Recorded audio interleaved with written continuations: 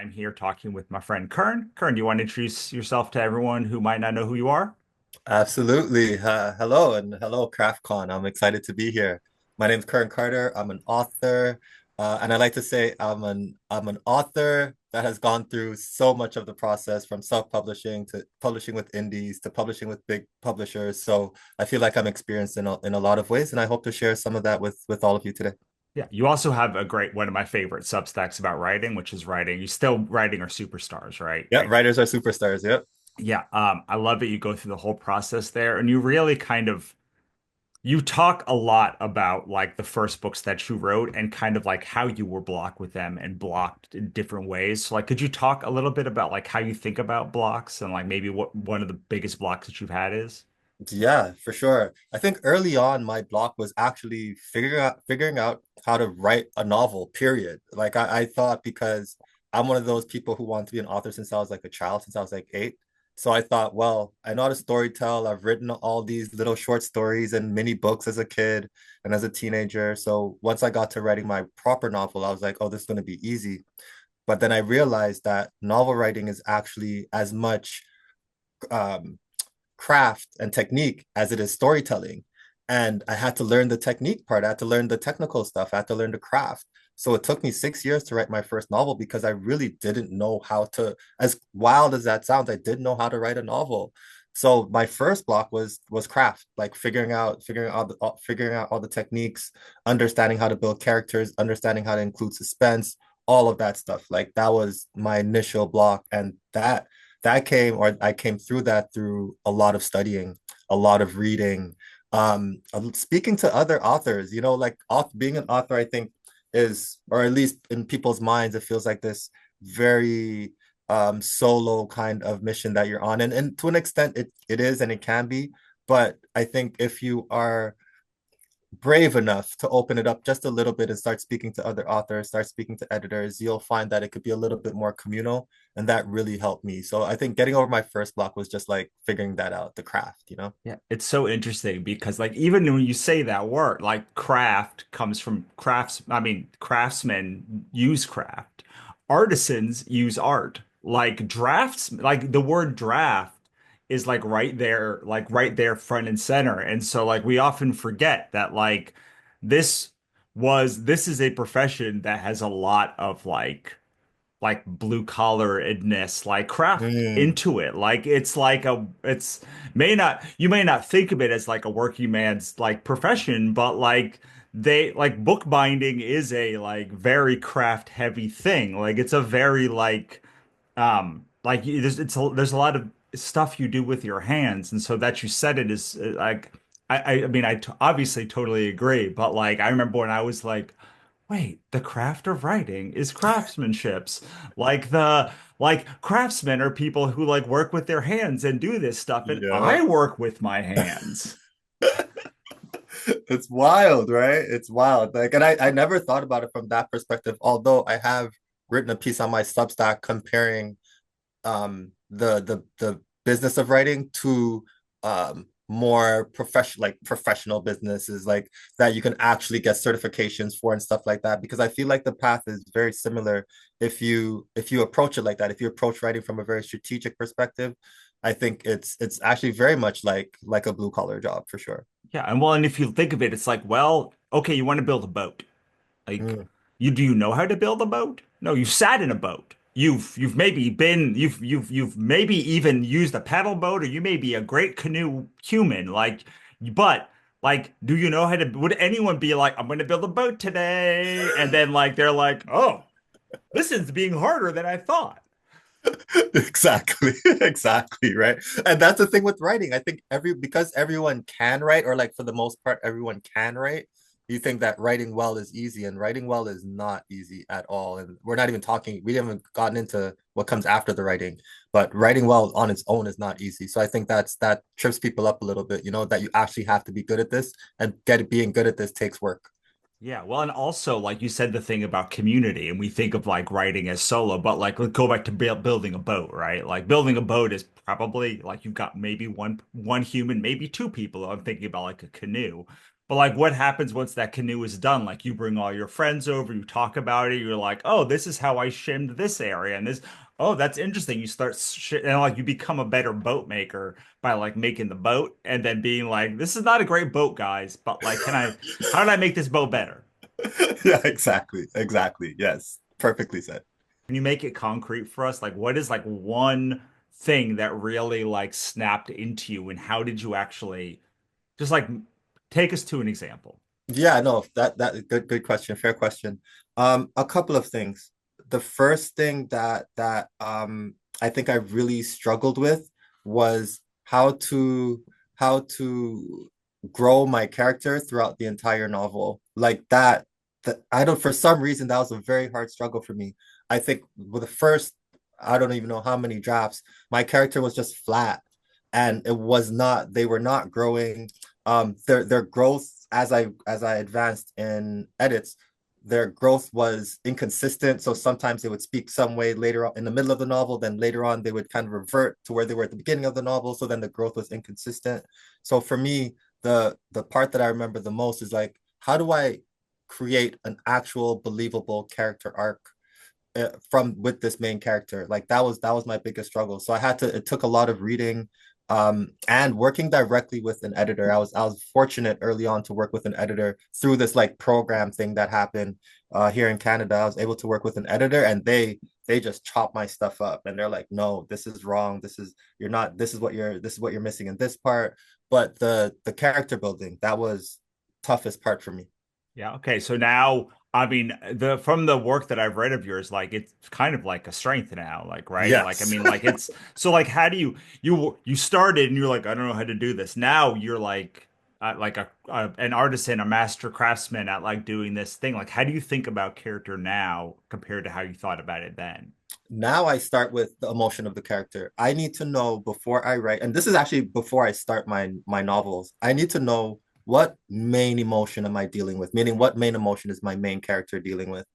For my last book, and then there was us. My main the main emotion was anger. Like the character was going to be angry the entire book, right? Like that was it.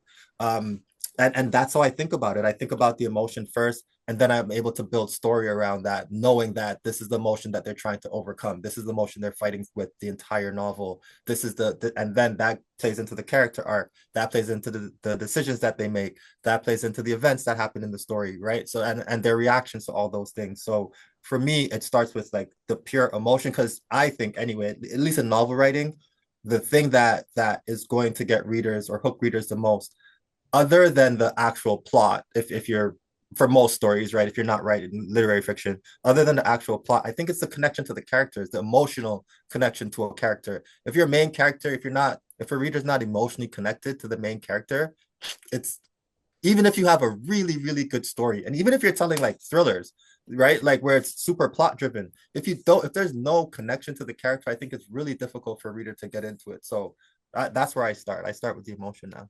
Yeah, it's really interesting because like that would inform the bosses. I mean, the humans that like interact or like the struggles. Like someone who is angry all the time will face challenges much differently than someone who is sad all the time. I wrote a book called My Father Didn't Kill Himself, and the character was in grief the whole time. And so like the conflict was kind of like the opposite. She was angry, like she had a righteous anger, but really it was like, how do you overcome this grief that your father is no longer with you, which is a lot different than like anger that your father is Yes. no longer with you.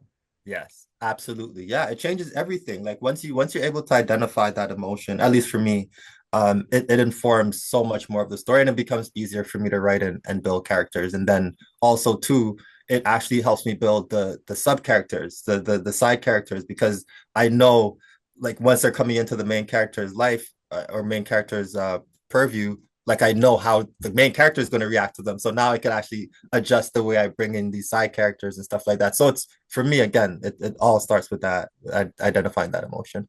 So is it like the emotion that they have to overcome? Because like there's a difference between, I think if I just saw one battle after another, and like the Mm, character, one of the characters was like angry the whole mhm.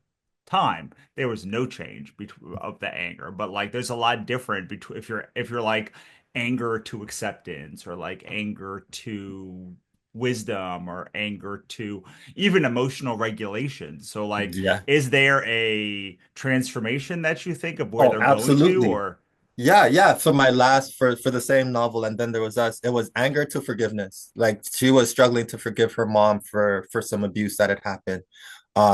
And it was that entire novel is just working through the anger. She wasn't sad about it. She wasn't hurt about it. She was angry, like straight mad. So everything she did, and this is like a touch of a spoiler, but the book's been out for a while, so I'll tell this part, is that she was so angry she wouldn't even go to, when her mom passes away, she didn't even go to her mom's funeral. She was that level of mad, right? So but that decision became easy to make as an author because I knew how mad she was. I knew right? like what her feeling was. So but again, if you have to know how to progress it, so she's stiff in her position at the beginning, and then you can start chipping away at it. Here's the brother that's telling her something. Here's a sister that's telling her something about her mom. Here's a mom's boyfriend that's telling her something about her mom. Here's a mom's her grandmother telling her something about her mom. So all these things start chipping away the anger slowly and slowly, and she fights it, and she starts letting up a little bit and letting up a little bit. But eventually, to me anyway, for stories to be most stories anyway, there has to be some transformation, and there is total transformation by the end of the novel, and she's an accepting person. She's over the anger, and the story ends. So yeah. Yeah, I was just reading a book, really interesting book, and the character, the one of the secondary characters was wondering why her mother locked her in a dungeon. It was one of the main characters, it was like a second character. And the main character was found out that it was because the mother was trying to keep the daughter away from her abusive father. And so Mm, whenever the father was around, she like put her in the like in this dungeon, which is a I'm not great mothering. I'm not saying that it's like this is not like a thing where the character was like winning a mother of the year thing, but like throughout the whole book, the woman was angry, and as she's solving, as the main character is solving these things, she's reporting back to this woman because she's living in this house, and she's like, I don't care. Like my mother, mm, as she's learning these things, she's like, it doesn't matter because my mother is still like this. And to the end, the last thing that she's like, doesn't matter because my mother locked me in this thing and she hated all she could be the greatest mother. And by learning that last, like, she's like, actually, this is the truth. It like broke her. It like just like yeah. shattered everything about the anger that she had. Yep. Yep. There you go. That transformation, man. That's character building. It's a tough part of writing books, I think. Any type of book, to be honest. Yeah, I my process for writing a character is when I have a character, they're usually very annoying in my head. Mm. They usually will not shut up. And so my it's very easy for me to be like, okay, man, like what is the worst possible thing that I could put you through right now, being as who I know you are? Because like conflict is revealed through characters revealed through conflict, right? Yeah. So like these like moments where you have the mirror moment I talked to Inez about, and these moments where like you're going through the same thing and like showing how they changed, and you have to look back to who you want, how who you and like giving up who you were and who you are becoming. It's like all of that is like this. My ex-business partner Monica uses like is like the core wound. That's like the psychological trigger Mm. part. It's like the core wound, that core transformation. It's like, well, in order to show that transformation, stuff has to happen. Yeah. So, like, I can see how knowing that character also informs structure. Could you take us to a little bit of that? How you think about like that bit of it too? About like structure. Yeah, like how all of this informs because it's if you're building it from character at the beginning, like Yeah. eventually structure's got to pull into it. So I assume we talked about like, okay, I have the core emotion, I Yeah. have the core transformation. Now I have to like get this person to Yes. transform. Yeah, yeah, yeah. No, got you, got you, got you. So for me, the way I kind of my process for putting books together in general is like I said, I start with the emotion, but then I start like jotting down plot, like I don't even want to call them plot points, thought points, let's just say. Like I'm having these thoughts and I see something outside when I'm going for a walk or I'm at the wherever I am. And I start just jotting down points. And as I'm jotting these points down, what I'm really trying to do is figure out, all right, how is this story going to actually work, knowing that this is the main character and this is the emotion that the main character is going through. How is the story going to work? And I start jotting down all these points and jotting down all these points. And then once I feel like I have enough points, I'm someone I just start writing. I once I feel like everything makes sense in my head, I start writing and I get to it. I don't get to structure until well into like the first draft. Like I because I don't know what I'm writing yet. Exactly. So I'm writing and writing and writing the story without fully understanding the structure. For example, for a specific example, in my first book where I really struggled with it, um, I went through 9 drafts before I figured out that, wait a second, the best structure for this novel is if I tell this novel in actual reflective thoughts. So I got to the point where the character, like if you read my first novel, it's in like some thoughts I call them are like half a page. Some thoughts are a paragraph, some thoughts are a couple sentences, and it's all non-linear. But I got to that way like 9 drafts in because I figured out this is the best way to tell the story and to advance the character in the way that I need to advance the character. So for me personally, structure is like much later on into the story. Like even with my first published novel, Boys and Girls Screaming, I I I destroyed that book. I destroyed that book, man. Like I started that book destroyed me as well. It's the hardest book I ever wrote. Um, it's also my favorite book. I know you're not supposed to have favorites as an author, but it's my favorite book. I don't care because it was so hard to write because didn't I struggled to find the main character even. I wrote 3 or 4 chapters, then found a character 3 or 4 chapters in and said, wait a second, that's the main character. Started over again, rewrote the story. And then once I got again halfway through, I realized, wait a second, this is the structure I need to tell the story in. So I told it in the reflective voice of 2 main characters together speaking about this adjacent character who was actually the main character. So it was like this, it became a little bit more complex. But for me, that made perfect sense after I don't even know how many edits that took me there. So structure for me is like later on in the process. I don't think of structure too much once until I get into the writing. It's just that's how my mind works. I don't even see my ending, to be honest with you, until I'm well into the story. So the structure for me is much later on in the process. Is that this is gonna maybe be a off the wall question, but like, is that why you think you're so effective as a, or does that tie in anyway to how to your effectiveness of like an article writer? Because like, if you only are thinking in these thoughts, if you're thinking in these moments, then like it feels like as you're bringing this to nonfiction, like I have an article, I have a thing I want to say, I have an internal thought. Like it seems like it would play into that. Does that play into that at all? You know what? I'll be honest, I never thought about that. You're probably right. Like if I psychoanalyze myself, you're probably right, but I never thought about it like that. But that's a really good point. I'm gonna assume that you're right. I'm gonna think about that some more, but I feel like you're right. That makes sense to me. Well, it feels like when I read your more than one of them has been like I've been musing on this thing and like Yes. I'm gonna go through and like tell you all of this stuff about that like backstory stuff, and then by the end you like pull it forward and you're like, and here's why it all ties up in a bow, and then like you leave with the thought for the reader. Yes. Yeah. Yeah. Yeah. Wow. I've never had someone break it down to me like that, but you're right. I do. What you just said is literally what I do, like for my articles. Like I'm like, I've been pondering about this thing for a while. You know what I'm saying? Or like I see something at the beginning of the week and I'm like, oh my gosh, I have to talk about this because it relates to this or it relates to that.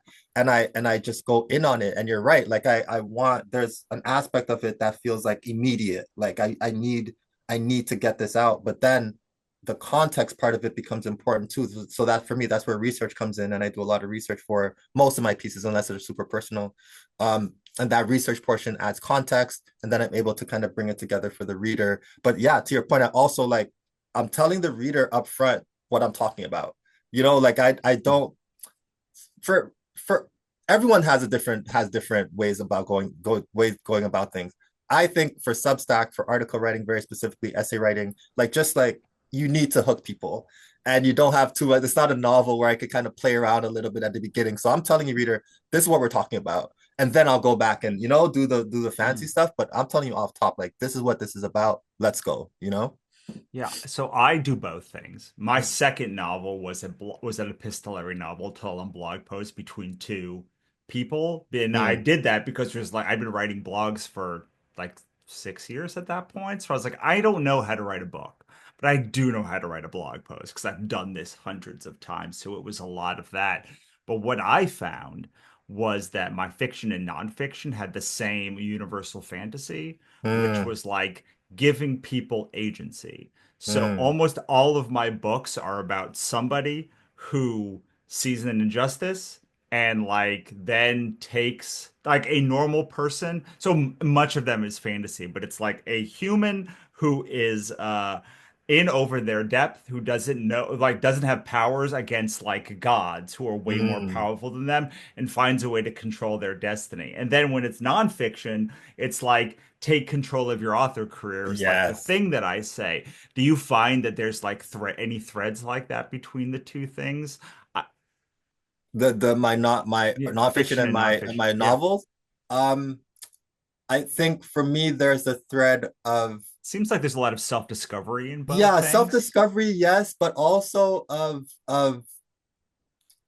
ambitions may be the wrong word, but progress maybe. Like there my in all of my books, I think my characters struggle with change and moving forward.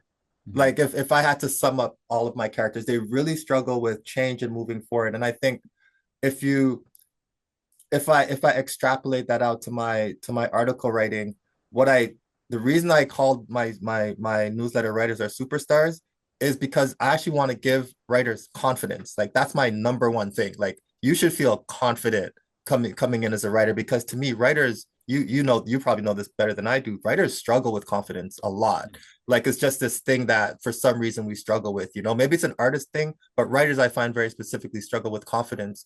So for me, when I think about my novel writing, I think about my characters. They all struggle with change. They hate change. There's something about change and progress that really bothers them, and that's really difficult for them. And then with my nonfiction stuff, my article writing, the what I'm trying to help authors through is that same problem. Like y'all, like we are the superstars. Like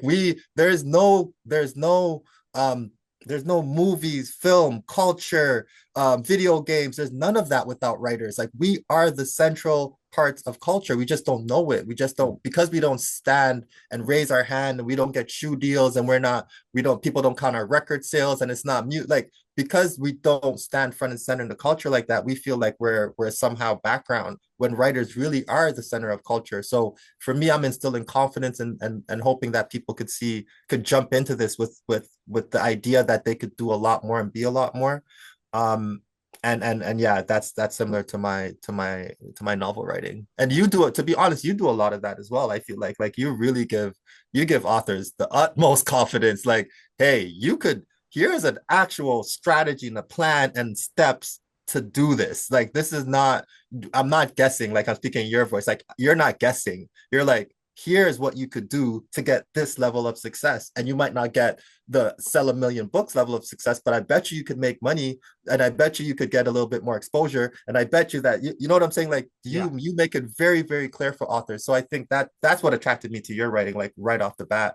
And I still incorporate ideas that you've given me or that I've read from you, like to this day. You know what I'm saying? Including like how to get more readership and looking outside of Substack and blah blah. Like I've literally incorporated your ideas to success.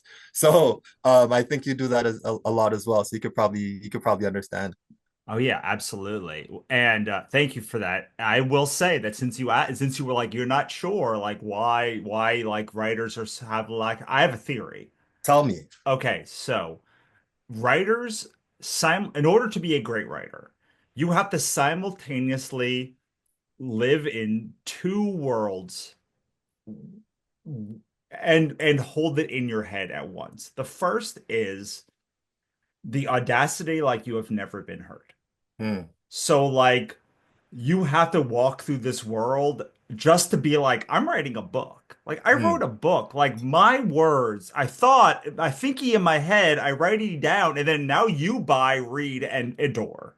Like you have to believe that that's true. And like the thing that once you get hurt, you start pulling mm. back. Like it's like, like a kid will run up to anyone on the street and be like, "Do you want to see a my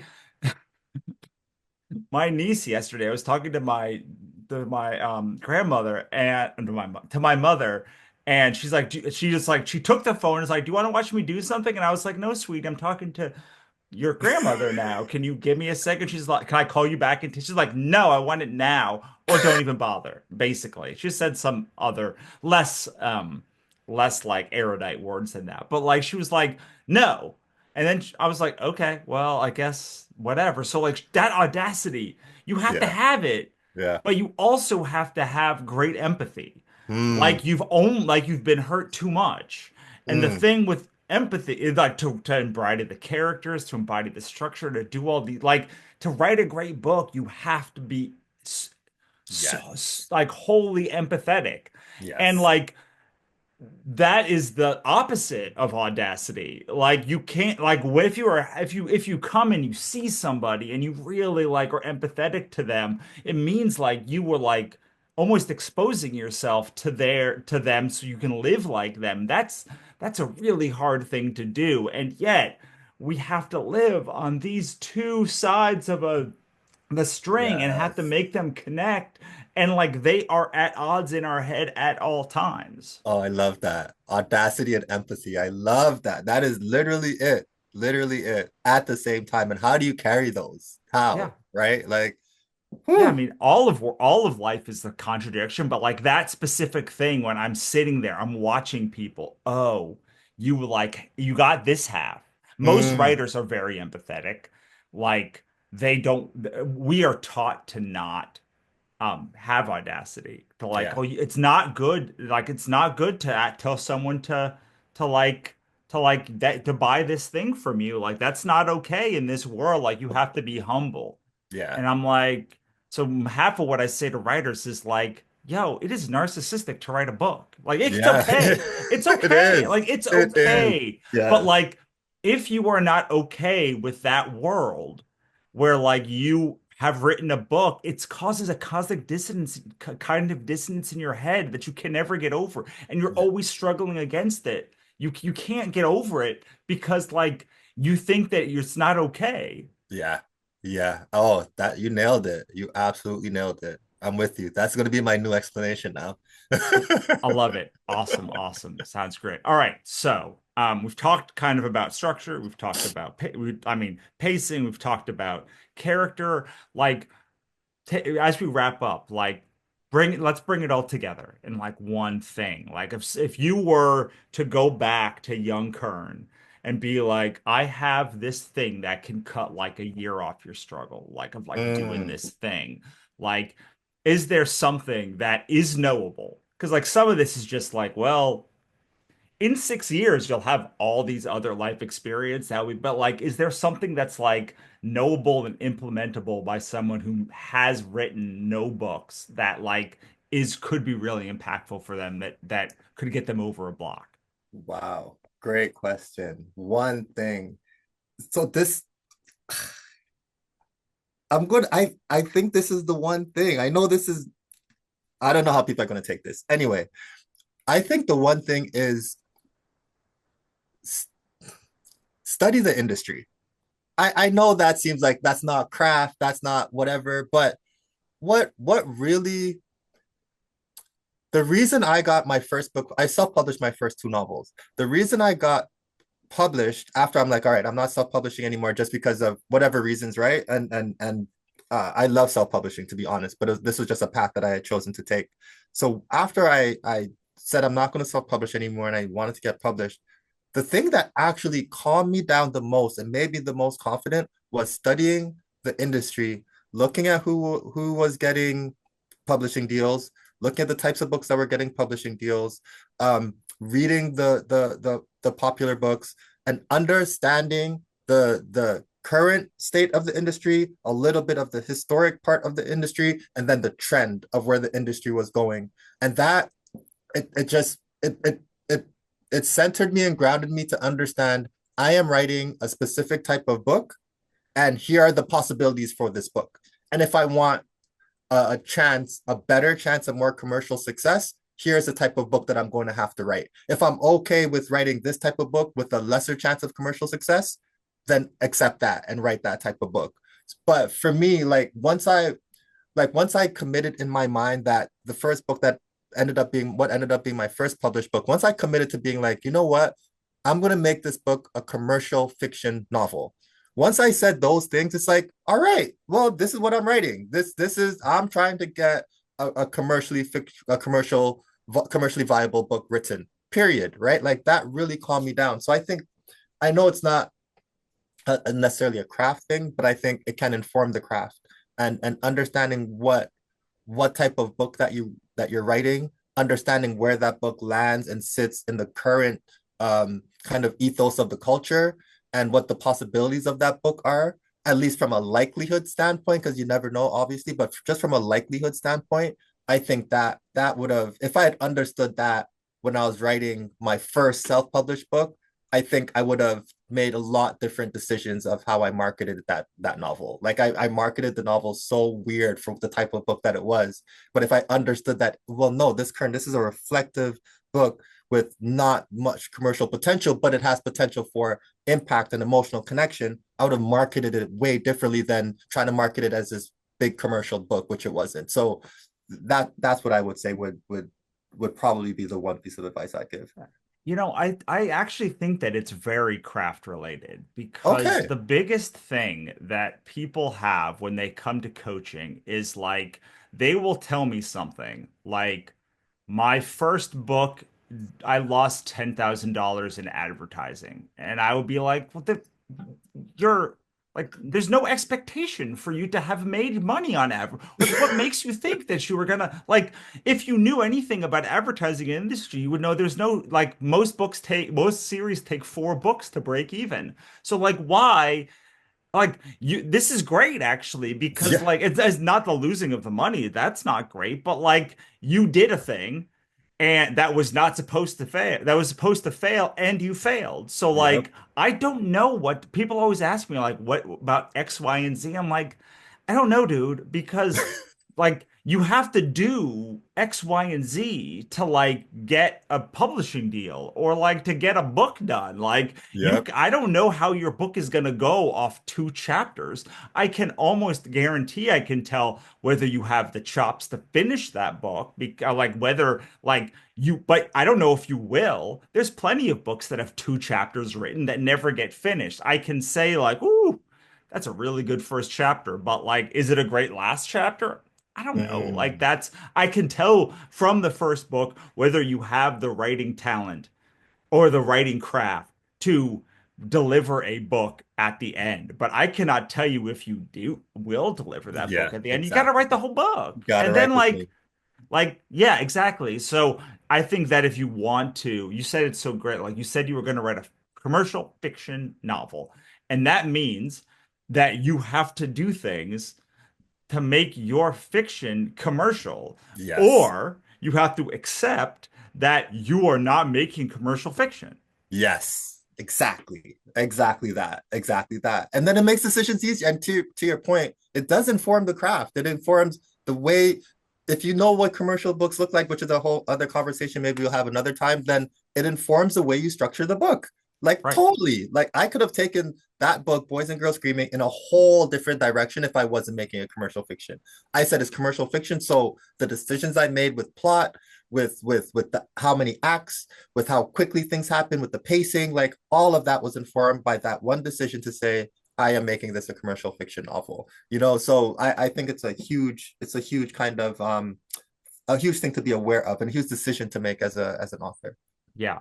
Just one final thing, if you Yeah, want to be of able to course. do it, if you want to be able to do this and be like, well, I can't study the entire industry, go look at the reviews of your favorite book today and read the 5 star, read 5 5 star, and then read 5 1 stars and realize this is the same words. And if you want to get a if you want people to resonate with your book, you have to you have to accept the premise that they some will resonate very negatively. Yes. Like Yes. if you make a right down the middle book, like no one's gonna resonate with it, and like then probably you'll get a bunch of 3-star reviews. But if you want the five Exactly. stars, you got to take the ones and vice versa. Absolutely. Yeah, Absolutely. awesome. Well, thank you so much for joining me today, Kern. I Yeah. appreciate it. Thank you. I love being here.